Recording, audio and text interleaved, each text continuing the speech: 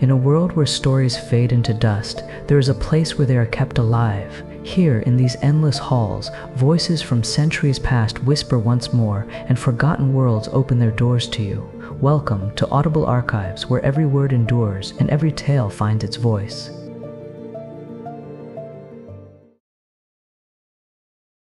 Ashford's harbour sleeps under a blanket of fog, but in the shadows of Mariners' Row, one house holds a secret older than the city itself.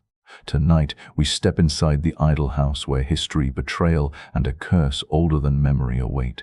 You're listening to Audible Archives. Subscribe now and join us as we uncover the mysteries the city tried to bury. The fog rolled in thick from the harbor, swallowing the creaking docks and casting a ghostly veil over Ashford's waterfront.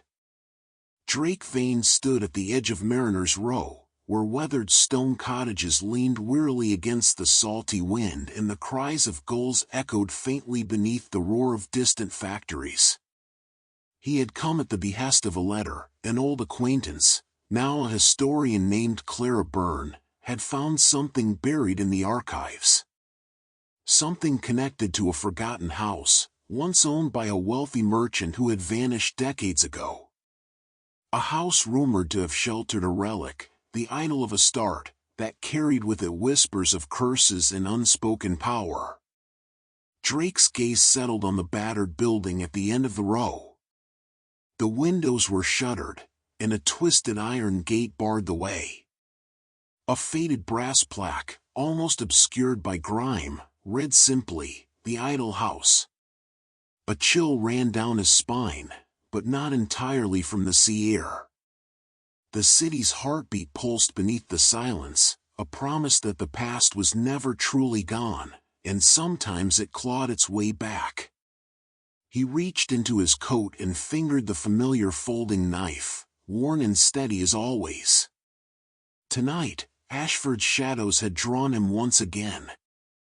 Drake waited by the dim light of the crooked lantern, the pub Clara Byrne had chosen for their meeting. The scent of peat smoke and damp wood hung thick in the air, mingling with low murmurs from scattered patrons. Clara arrived, her sharp eyes scanning the room before settling on Drake. She moved with the certainty of someone used to uncovering truths buried beneath layers of dust and lies. "I'm glad you came," she said quietly, sliding a bundle of aged papers across the table. "What I've found is troubling." Drake unfolded the brittle documents, merchant ledgers, personal letters, and a crude map marking a hidden chamber beneath the house. "The Idol of Astarte," Clara continued, "was said to grant fortune but curse the greedy. Many who sought it vanished, including the merchant, Elias Radcliffe." Drake's gaze hardened. "Why bring this to me?" "Because your past, your return to Ashford, it's tied to this more than you realize. Leonard Mills wasn't the only one chasing ghosts." Outside, the wind howled, rattling the windows as if warning them to stop digging. Drake leaned back, fingers tapping the table. "Then it's a good thing I'm stubborn." The city waited, holding its breath. The idol's secrets were stirring. Drake stood before the iron gate of the idol house again, the weight of Clara's papers tucked deep inside his coat. The rain had softened to a drizzle, the slit cobblestones glinting beneath the faint glow of the street lamps.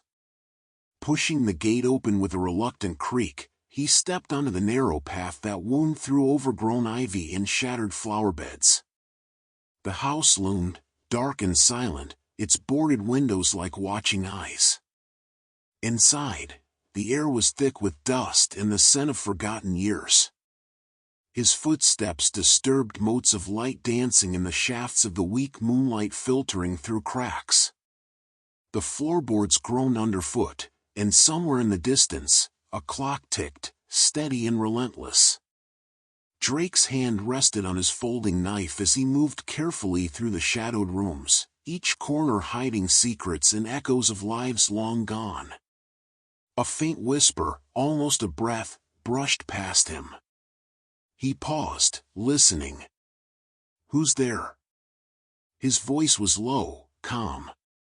Only silence answered. But the house seemed alive, waiting. And Drake knew this was just the beginning. Drake's boots echoed through the dim hallway as he approached the study, where Clara's notes hinted at the hidden chamber. The air grew colder, the shadows deeper.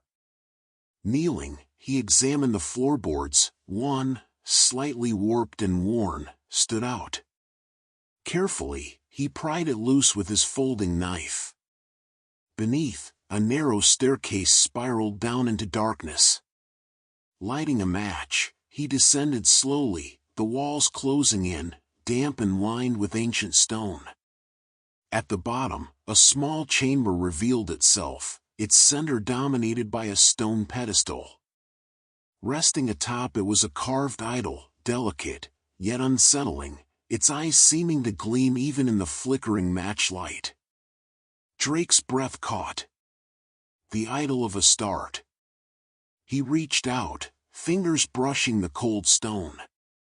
A sudden chill swept the room, and the sound of footsteps above echoed. Someone was in the house. Heart pounding, Drake extinguished his match and melted back into the shadows. Outside, the fog thickened, and the city's secrets deepened. Drake pressed his back against the cold stone wall, barely daring to breathe as footsteps drew closer. The heavy thud of boots, slow and deliberate, echoed down the narrow stairwell. Emerging into the chamber above, a shadowed figure appeared, tall, cloaked in a heavy coat, face obscured beneath a low-brimmed hat. "You're trespassing," the voice was low, gravelly, laced with warning. Drake stepped forward, voice steady despite the rising pulse. "I could say the same to you." "Who sent you?" The figure hesitated, then removed the hat, a woman's face, sharp eyes flicking with cautious recognition. "Name's Marla. I've been watching this place for years. The idol isn't just a relic, it's a key. And some would kill to keep it buried." Drake's steel-gray eyes narrowed. "Then we're on the same side. For now." Outside, the fog thickened, swallowing the idol house whole. The game had changed, and so had the stakes. The fog clung to Mariner's Row like a shroud, muting the city's noises into distant murmurs and ghostly echoes. Drake Vane and Marla stood in the cold, their breaths misting between them as the weight of the idol's secret pressed down heavy. "We don't have time," Marla whispered, glancing back toward the idol house. "They're coming." Drake nodded, fingers tightening around the worn leather of his coat. "Then we move fast. Tell me everything you know." Marla's eyes flicked to the narrow street ahead, then back. "The Idol of Astarte, it's more than superstition. It's tied to an ancient order that once controlled the city's fate. Elias Radcliffe wasn't just a merchant, he was a guardian, or tried to be." Drake let the name settle. "And the ledger? It's a record, hidden among Radcliffe's documents. Names, dates, transactions, all linking powerful men to unspeakable deals. The idol is a symbol of that power." Drake's jaw clenched. "So this isn't just history. It's the key to exposing them." Marla nodded, pulling a crumpled map from her coat. "There's a meeting tonight at the old mill. They'll decide the idol's fate." Drake's eyes sharpened. "Then we're going." The old mill stood at the edge of Ashford's industrial district, a hulking skeleton of rusted girders and broken windows. Its silhouette loomed against the night sky, a relic as haunted as the city itself. Drake and Marla approached cautiously, blending into the mist like shadows themselves.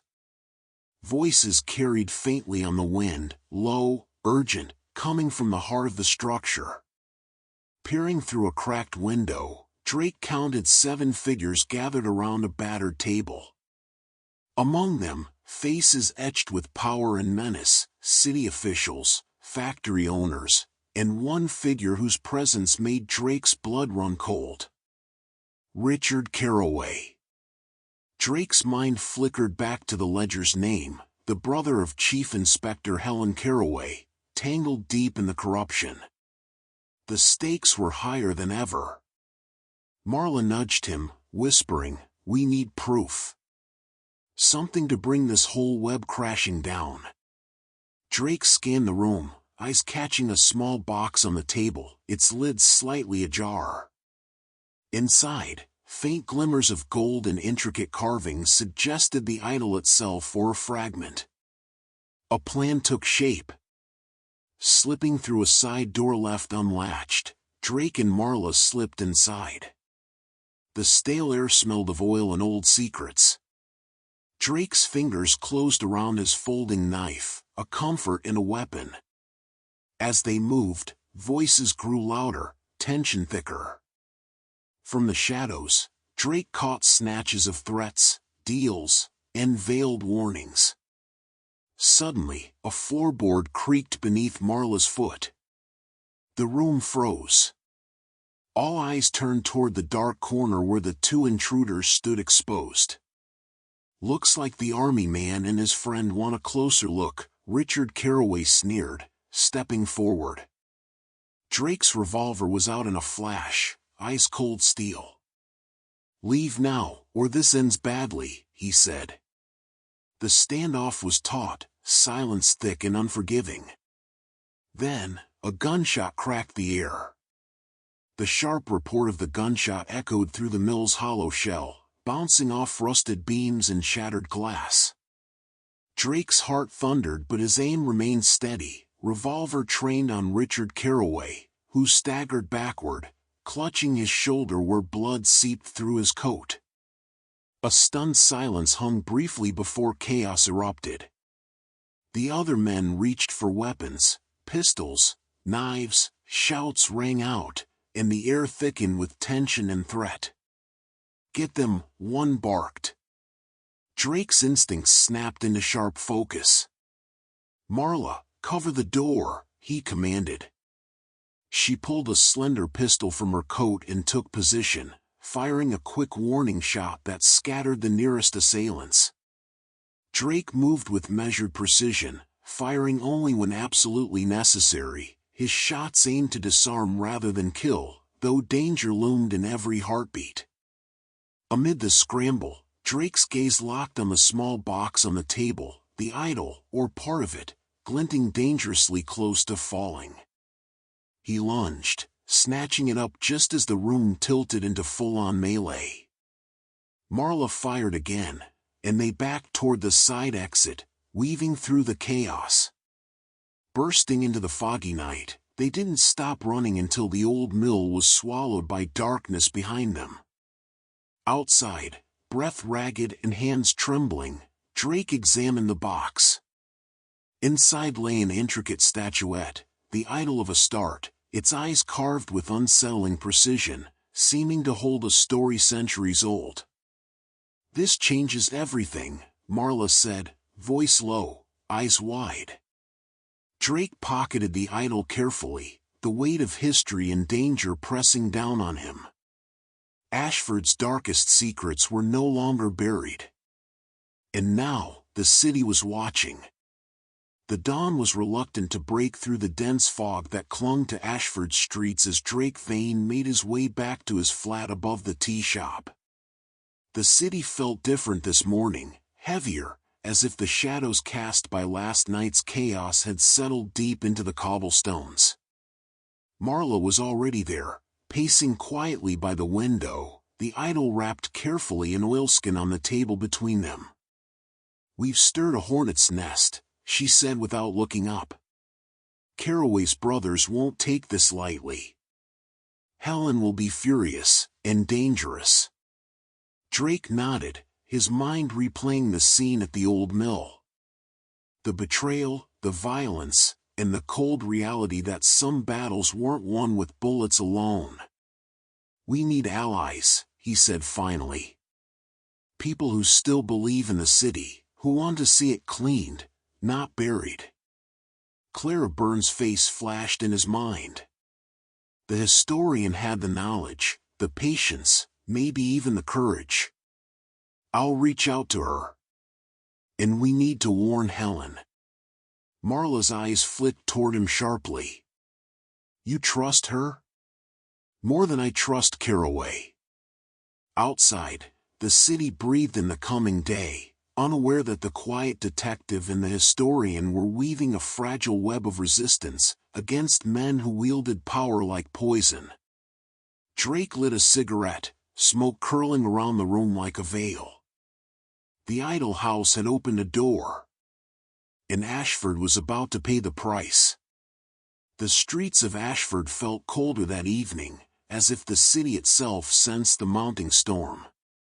Drake's footsteps echoed sharply in the narrow alleys, the flicker of gas lamps casting long shadows that danced like ghosts. At the crooked lantern, Clara Byrne awaited, her expression grave but determined. "They're mobilizing," she said as soon as he arrived. "The Caraways have allies deep in the council. They're planning to discredit you, to bury the idol and anyone who knows about it." Drake took a slow sip of his tea, weighing her words. "Then we need proof they can't ignore." Clara nodded, pulling a thick folder from her satchel, blueprints, correspondence, evidence collected over months. "We exposed the corruption, the money trails, the secret meetings, the betrayals. And risk everything," Drake said, voice low. "Exactly." Later, at the precinct, Drake found Helen Caraway waiting in the shadows of his office. Her eyes held that cold fire, the weight of family loyalty and the razor's edge of justice. "You're playing a dangerous game, Vane," she warned. "The city isn't black and white. It's shadows within shadows." He met her gaze evenly. "Then I'm done hiding in the dark." Helen hesitated, then slid an envelope across the desk. Inside, a photo of a meeting Drake hadn't known about, and a name that chilled him, a general from his own past. Ashford's web of secrets was tightening. The city's tram lines glistened under the rain as Drake Vane boarded the late-night tram, clutching the photo Helen had given him. The face staring back was unmistakable, General Callum Harker, a shadow from his military years. Memories flickered unbidden, clandestine operations, whispered orders, the sense of something larger and darker beneath the surface. Now, Harker's name tangled with Ashford's corruption. Drake's steel-gray eyes scanned the carriage. The other passengers were absorbed in their worlds, but he knew better. Ghosts followed him everywhere. A sudden commotion jolted the tram. Two men boarded swiftly, eyes sharp, searching. Drake's heart tightened. The men moved closer. He slipped the photo into his coat, rising slowly, voice calm but firm. "Looking for me?" They froze, caught. The chase ignited as the tram jolted and screeched, Drake darting through carriages, heart pounding. Outside, the city blurred past in rain-streaked neon. He burst into the night, darting down alleys, the men close behind. Drake's folding knife flashed in the dim light, not for killing, but for survival. The chase was just beginning. Drake zigzagged through the wet alleyways, the shouts of his pursuers echoing off the brick walls. The cold rain slicked his boots, but years of military training kept his footing sure. He darted toward the tram lines, hoping to lose them in the twisting maze of Ashford's night streets. Ahead, a sharp corner, he slid behind a stack of crates, heart hammering. The footsteps thundered past, unaware. Pulling his revolver, Drake listened as the men regrouped nearby, voices harsh and frustrated. He needed allies, information, answers, and fast. A familiar voice called from the shadows. Vane. Drake turned to see Marla stepping into the dim light, pistol in hand. "We've got a bigger problem," she said grimly.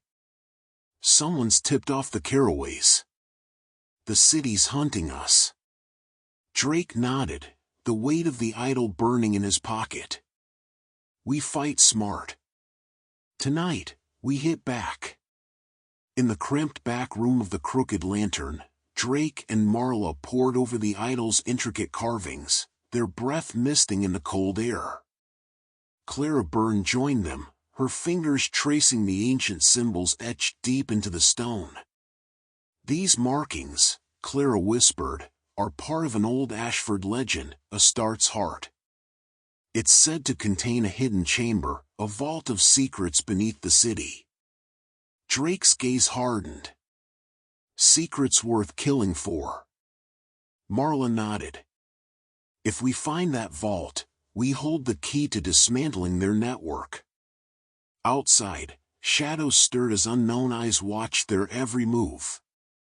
Drake's phone buzzed, a single message: "You're closer than you think.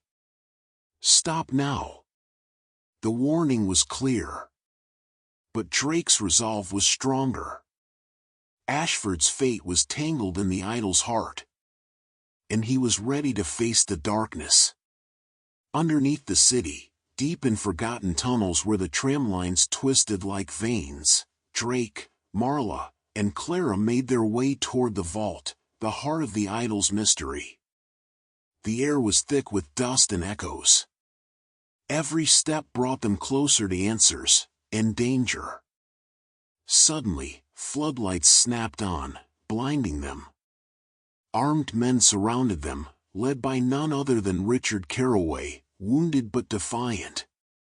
"You shouldn't have come," he snarled. "Ashford belongs to us." Drake squared his shoulders, revolver drawn. "Not anymore." A fierce battle erupted in the cavernous chamber. Gunfire cracked, shadows danced, and the ancient walls seemed to hold their breath. Amidst the chaos, Clara found a mechanism hidden in the idol, revealing a secret door. They slipped inside, the vault filled with ledgers, artifacts, and proof that could bring the city's corruption crashing down. Breathless but victorious, Drake looked to his companions. "The city's future starts here." Outside, the first light of dawn broke through the fog. Ashford's long night was ending. The idol's secret is out, but Ashford's darkness is far from over. If you enjoyed this journey into the house on Mariners Row, there are more shadows waiting to be explored. Like, comment, and subscribe to Audible Archives, and let the next story find you. Another chapter closes, but the archives remain, waiting for the next seeker of stories. Here, no voice is lost, no tale truly ends. This is Audible Archives. Until we meet again, may your mind wander freely and your heart never forget the stories we share.